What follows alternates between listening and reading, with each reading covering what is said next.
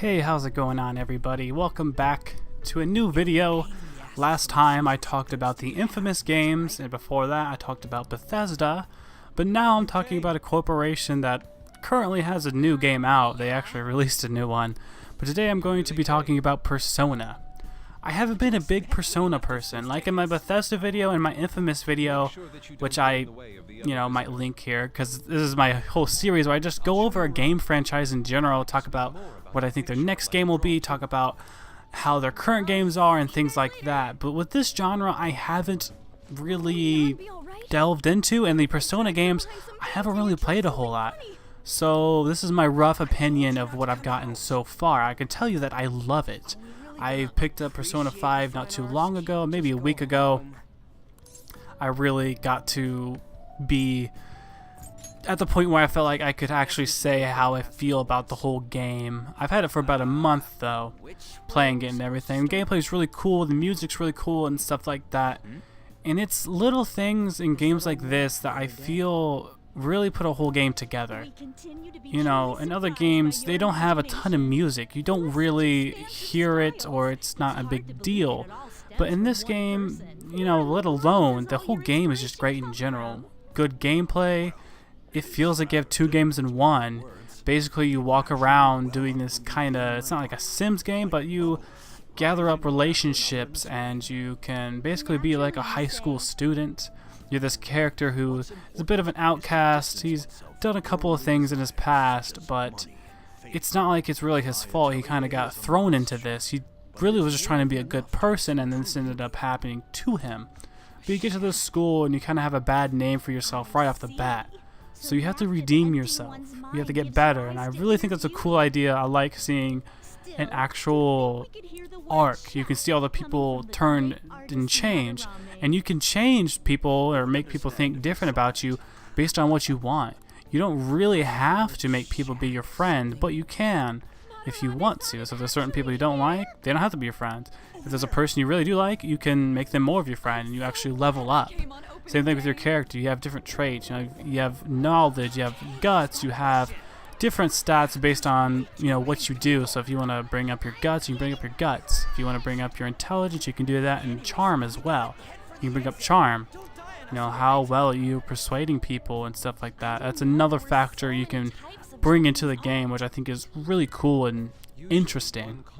And then the other side, you change people's hearts. You actually can delve into their hearts with you and your crew, and you can build your crew differently as you go along. You pick up more people, and it's really fun. I think this is the same for all the games, but they do it in a different way. But either way, you have a whole crew and you fight, and you can change up your crew and have them differently.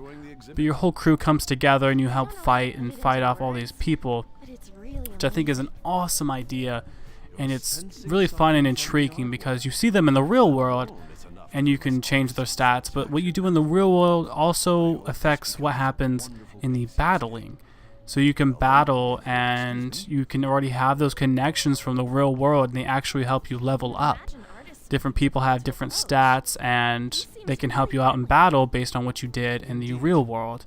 And when you go into these battling worlds, or the different world where you battle, you're changing a person, but you're changing them on the outside in the real world by fighting them in the battling world, which is a cool idea because in the real world, they don't know you're doing this to them, but you're changing their heart, which is a fun idea.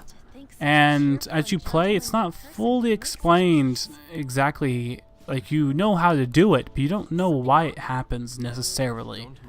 But it's pretty intriguing, and I love that concept. If you just want to spend your days, well, you can't spend every day in the real world just relaxing and upping your stats, but you can choose certain days. If you just want to play for a while and not battle and stuff, you don't have to.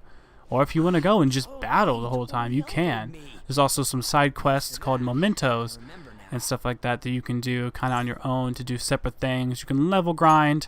There's weapons, there's knives. Each character has a specific kind of weapon they use. Like your character uses a normal pistol, or just the antagonist. They don't actually have a name. It's just your name. It's like Pokemon. You type in your name and it's there.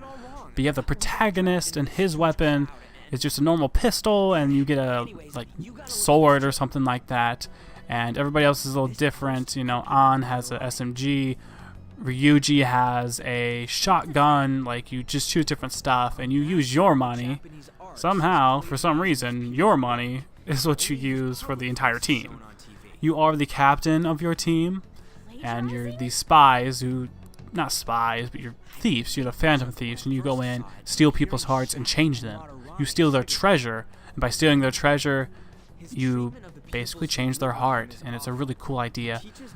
Anyway, that whole thing is Persona 5. Now, with the whole series, I've never really played a whole lot of the old ones. I've played Persona 4 a little bit, and I've seen an entire playthrough of Persona 4. Team 4 Star actually has an entire playthrough on, well, not an entire playthrough, but they have roughly a full playthrough of Persona 4 on their channel. And I'd love to do a Persona 5 playthrough on my channel if people would actually want to watch that, but I really just wanted to talk about it today.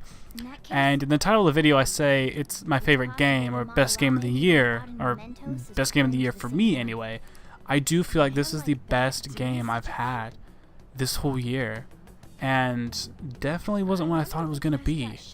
But it isn't November yet, and when November comes, it might change.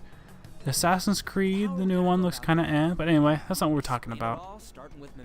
Either way, that's my views on Persona.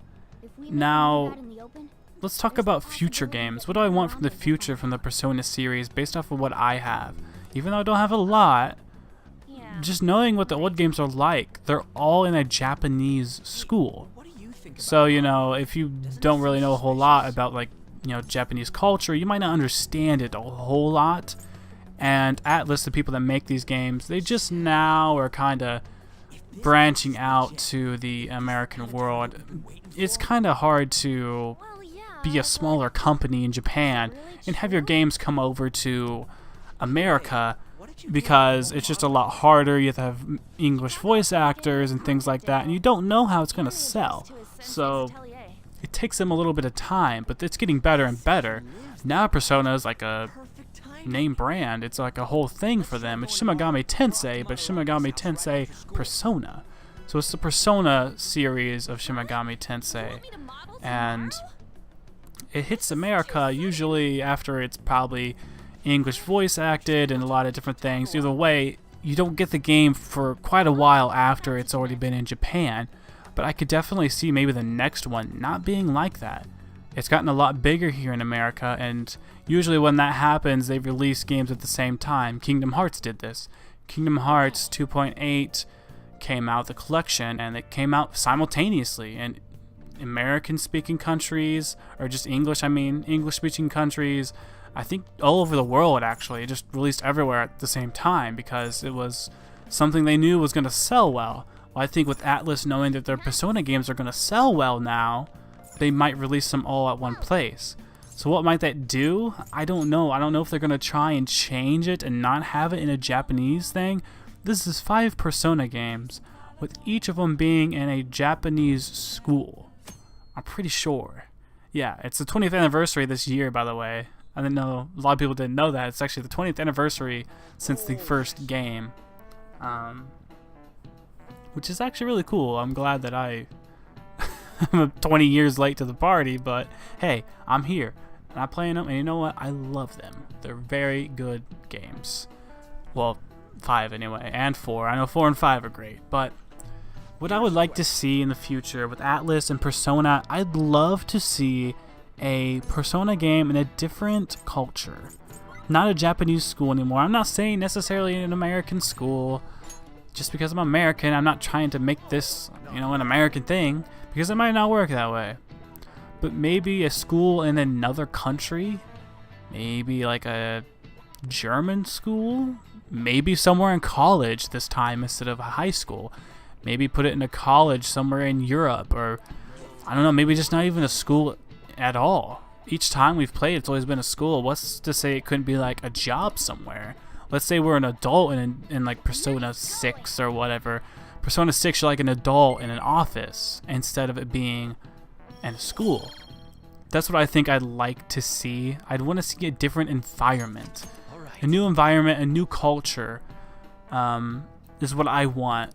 Because we've gotten the whole Japanese school thing many times, and the formula works well. If they do change it and not have it be a Japanese school, it could be difficult. Especially if it's not even anything with like a school or college at all. It could be very difficult for them to try and figure out how to do it, but I think it'd be a good challenge for them. If not, maybe just have it be a spin-off game or a DLC or something like that. They normally don't do that, but I think that'd be a cool idea to have it in a new culture, have it in a new thing like that. If the Persona 6 was just in another high school or something like that, I'd definitely play it and I'd definitely get it and love it and enjoy it. But I think it'd be cool to do a new type of place. As far as I know, they've all been in a high school in Japan. Don't quote me on that because they might not all be, but I'm pretty sure they all are. Or maybe they're not in a high school, but they're in some kind of school or something like that. Anyway, guys, I think that's going to be it for this video. Don't have much else to say. Sorry for the lack of videos. I made an update video, kind of. I'm going to make a real one soon. A real, just full update video. I've hit 100,000 subscribers. I wish I was at 100,000 subs. I was at 100,000 views in total on my channel, which is so cool. I never thought I'd get this far. And I think I'm at 310 subs, which is amazing. Sometimes my videos get more views than subs, which is crazy, but hey, if you're watching my videos, thank you so much for watching, and I appreciate anybody who subs. Anybody who subs, especially if you have that little bell clicked. If you have that little bell, oh my god, I'm gonna kiss you. I'm gonna kiss you right in the face. Right in the face. Thank you for having that bell. I can tell the people that are, because I'll upload that video, the next second there'll be a comment right away. I'm like, what? Like, jeez. Anyway, I'm super hyped. Thank you all for watching this video. Please like, comment, or subscribe for more content. And as always, thank you guys for watching. I'll see you in the next video. Bye-bye.